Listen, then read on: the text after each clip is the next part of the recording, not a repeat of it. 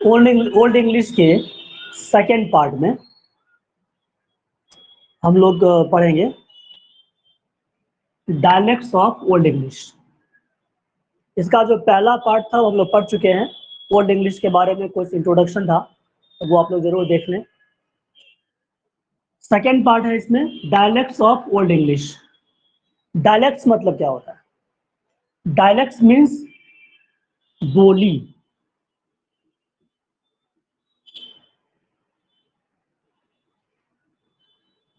या उपभाषा।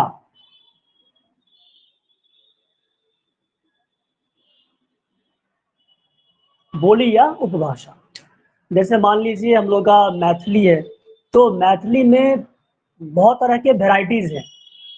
उन सारे वेराइटीज को हम लोग कहते हैं डायलेक्ट्स। तो उसको डायलेक्ट्स ऑफ मैथिली कह सकते हैं। वैसे ही dialects of Old English. Old English का देखेंगे हम लोग कि क्या कौन कौन से डायलेक्ट्स थे। ओल्ड इंग्लिश में 4 डायलेक्ट्स हैं। इसके टेक्स्ट को पहले हम लोग देखते हैं और उसके साथ इसको समझते हुए चलेंगे।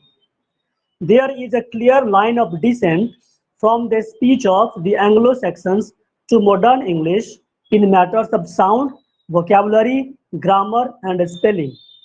But Old English was not a single uniform language. कह रहा है कि ओल्ड इंग्लिश में क्लियर डिसेंट है, एक उतार है। एसेंट मतलब होता है चढ़ाव, चढ़ाई, और डिसेंट मतलब होता है उतार। तो ओल्ड इंग्लिश जैसा शुरू हुआ था वैसा आगे नहीं रहा, वो यूनिफॉर्म लैंग्वेज नहीं रहा। यूनिफॉर्म का मतलब होता है एक समान। तो ओल्ड इंग्लिश सब जगह एक जैसी नहीं थी।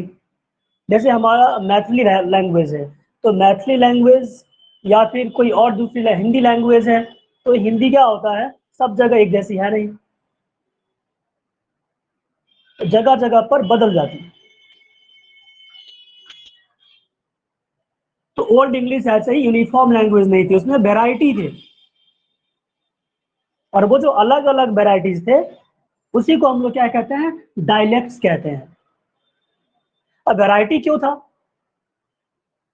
साउंड में, वोकैबुलरी में, ग्रामर में और स्पेलिंग में चेंजेज होते गए, बदलाव होते गए। कुछ जब जगह में बदलाव होता है, 50-60 किलोमीटर जगह का जब फासला हो जाता है, तो कुछ ना कुछ बोलने में, मतलब प्रोनाउंसिएशन, साउंड में, या फिर वोकैबुलरी में, ग्रामर में, स्पेलिंग में, इन सब में चेंजेस हो गए। और उस टाइम में इंग्लिश की अगर हम लोग बात करें तो इंग्लिश का ना कोई ग्रामर था, ना ही कोई लिटरेचर था, ना कुछ था, कुछ खास था नहीं ओल्ड इंग्लिश को, इसलिए डार्क एज भी कहा जाता है। तो यह स्वाभाविक था कि उसमें चूंकि कोई रूल्स वगैरह नहीं थे, कोई ग्रामर वगैरह नहीं था, इसलिए उसके डायलेक्ट्स बनेंगे।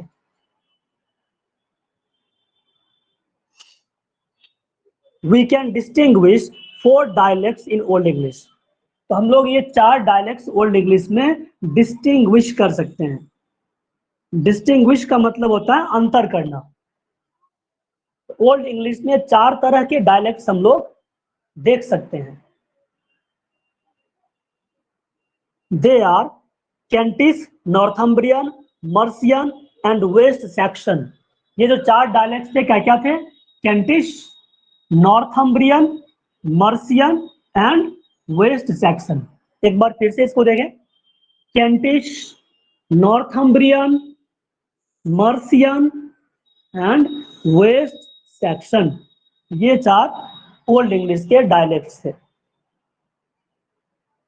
Thus it can be said that old English was dialectical। इसलिए कहा जा सकता है कि ओल्ड इंग्लिश क्या था? डायलेक्टिकल था। मतलब ओल्ड इंग्लिश एक यूनिफॉर्म लैंग्वेज नहीं था, उसमें अनेक तरह के वेराइटीज थे, इसलिए इसको हम लोग डायलेक्टिकल कहते हैं। Since old English has many dialects, that's why old English is called dialectical। Old English was not a uniform language, it was dialectical।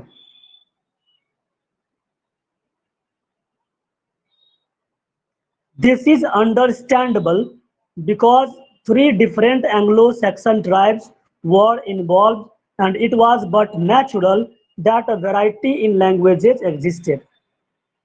यह अंडरस्टैंडेबल है, समझ में आने वाला है। क्यों ओल्ड इंग्लिश में 4 तरह के वैरायटीज क्यों थे? तो 3 तो हम लोगों को पता ही है, चैप्टर 1 में हम लोगों ने पढ़ा था हाउ इंग्लिश बिगैन। चैप्टर 1 जो था हाउ इंग्लिश बिगैन, इंग्लिश की शुरुआत कैसे हुई, उसमें हम लोगों ने पढ़ा था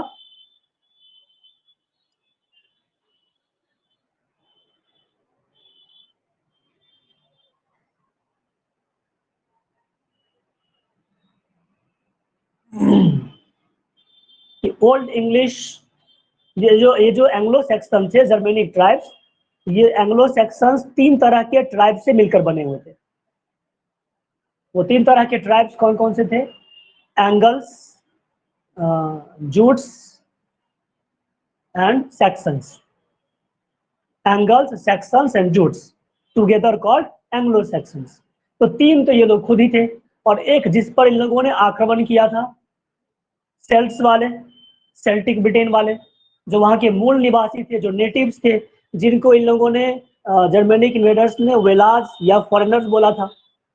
तो 4 तरह के ट्राइब्स तो हो गए, इसी कारण से 4 तरह के डायलेक्ट्स हो गए, केंटिश, नॉर्थम्बरियन, मर्सियन और वेस्ट सैक्सन।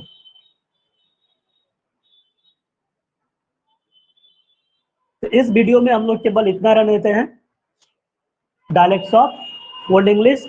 ओल्ड इंग्लिश में कितने डायलेक्ट्स थे पूछा जाता है, तो 4 डायलेक्ट्स थे। कौन कौन से थे इसको हम लोग याद रखेंगे, कैंटिस, नॉर्थम्बरियन, मर्सियन, वेस्ट सेक्शन। ये थोड़ा सा लंबा नाम है, इसके स्पेलिंग को थोड़ा ठीक से प्रैक्टिस कर लेंगे, एग्जाम में काम आएगा। नेक्स्ट इसका जो 3rd पार्ट है वो हम लोग अगले वीडियो में देखेंगे। तब तक के लिए बाय, थैंक यू।